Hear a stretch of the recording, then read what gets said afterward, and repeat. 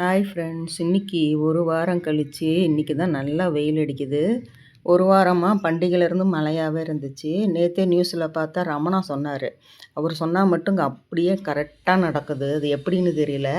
திங்கக்கிழமை செவ்வாய்க்கிழமை நைட்டு 6 மணிக்கு சொன்னாங்க, செய்தியில் பார்த்தேன்.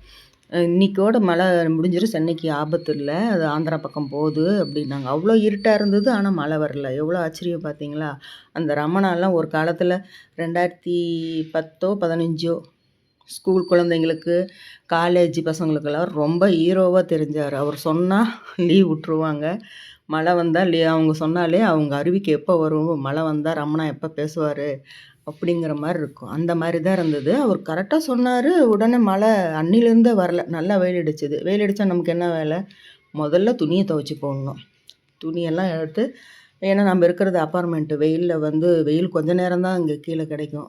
இல்லைன்னா மொட்டை மாடிக்கு போகணும். 3 மாடி ஏறி போகிறதுக்கு நம்மளால் முடியாதுன்ட்டு உடனே வெயில் அடித்தது தெரிஞ்சதுமே எல்லாம் துணியெல்லாம் எடுத்து வாஷிங் மிஷினில் போட்டு மத்தியானம் சமைக்கிறதுக்கு ரெடி ஆகிட்டேன். இன்றைக்கி பிரியாணி செய்யலான் இருந்தேன். பார்த்தா இஞ்சி பூண்டு நிறையா தேவைப்படும். அது பார்த்திங்கன்னா உட்காந்து உரிச்சிட்டு டிவி பார்த்துக்கிட்டே உரிக்கலாம் அப்படின்ட்டு உட்காந்துக்கிட்டேன். கீழே உட்காந்துக்கிட்டு பொறுமையாக டிவி பார்த்துக்கிட்டு இஞ்சி பூண்டு பேஸ்ட்டு தயார் பண்ணுறதுக்கு நிறையா உரித்து வச்சுக்கிட்டேன். அப்புறம் எல்லாம் ரெடி பண்ணிவிட்டு சமைச்சி முடிச்சுட்டு இன்றைக்கி தைக்கிற வேண்டிய துணி இருந்தது. எல்லாம் அவசரம். எல்லாம் பண்டிகைக்கு முன்னாடி கொடுத்ததெல்லாம் இப்போ ஒவ்வொன்றா கேட்க வந்துட்டாங்க.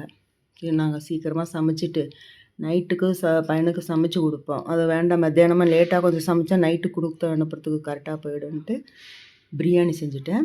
அதுவே மதியத்துக்கும் வச்சுக்கிட்டு நைட்டும் அதுவே கொடுத்து அனுப்பிச்சிட்டேன். பிரியாணி, ரைத்தா இதெல்லாம் செஞ்சுட்டு சாப்பிட்டு முடிச்சுட்டு இப்போ துணி தைச்சி கொடுக்கலாம் அப்படின்ட்டு உக்காந்துட்டேன். இந்த துணி பார்த்திங்கன்னா இதுக்கு லைனிங் வச்சா தான் செட் ஆகுன்னு நான் அப்பயே சொன்னேன். இது தீபாவளிக்கு முன்னே வாங்கின துணி இதெல்லாம்.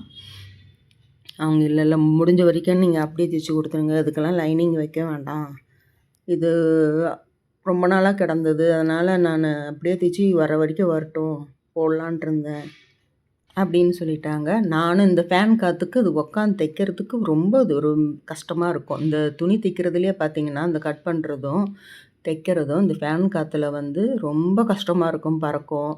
ஆனால் என்ன பண்ணுறது, ஃபேன் போட்டால் தான் நம்மளால் வேலை செய்ய முடியும். இந்த துணி லைனிங் கொடுத்துருந்தா நல்லா வந்திருக்கும். தைக்கவே முடியல. பார்த்திங்கன்னா துணி பத்தாத துணியாக இருந்திருக்கு. நானும் பார்க்கல. இன்றைக்கி தான் எல்லாம் வெட்டும்போது தான் பார்க்குறேன். ஒரு பீஸு கூட அந்த கழுத்து பீஸுக்கு முன்னாடி பட்டன் பீஸுக்கு பீஸே இல்லை. மெயினாக அந்த கைக்கும் பாருங்கள், நான் ஜாயிண்ட் வச்சு தான் தைச்சிருப்பேன். 70 பாயிண்ட்டு தான் இருந்திருக்கும் போல் இருக்குது. நானும் சரி தீபாவளி முன்னே வாங்கியாச்சு, இப்போ போய் தைக்க முடியாதுன்னு சொன்னால் அவங்களுக்கு கஷ்டமாக போயிடுமே அப்படின்ட்டு முடிஞ்ச வரைக்கும் நானும் ஜாயிண்ட்டு கொடுத்து 1/2 மணி நேரத்தில் தைக்க வேண்டிய ப்ளவுஸு 1 மணி ஆகியும் தைக்க முடியல. இதுக்கு மேலே நம்மளால் முடியாது, டயர்டாயிட்டேன். எடுத்து வச்சுட்டு நாளைக்கு பார்த்துக்கலாம், வேற ஒரு துணி அவசரம் இருந்தது அது தைக்கலாம் அப்படின்ட்டு இதை அப்படியே எடுத்து வச்சுட்டு நான் வேறு எதை ஆரம்பிச்சிட்டேன். அவ்வளோதாங்க. இன்றைக்கி இந்த துணியை தைக்கிச்சு வேட்டு வேலை செஞ்சுட்டு எனக்கு டயர்டாகி போச்சு. மீண்டும் நாளைக்கு உங்களை சந்திக்கிறேன். இந்த வீடியோ பிடிச்சிருந்துச்சுன்னா ஒரு லைக்கும் கமெண்ட்டும் கொடுங்க. மீண்டும் உங்களை நாளைக்கு சந்திக்கின்றேன். பாய்.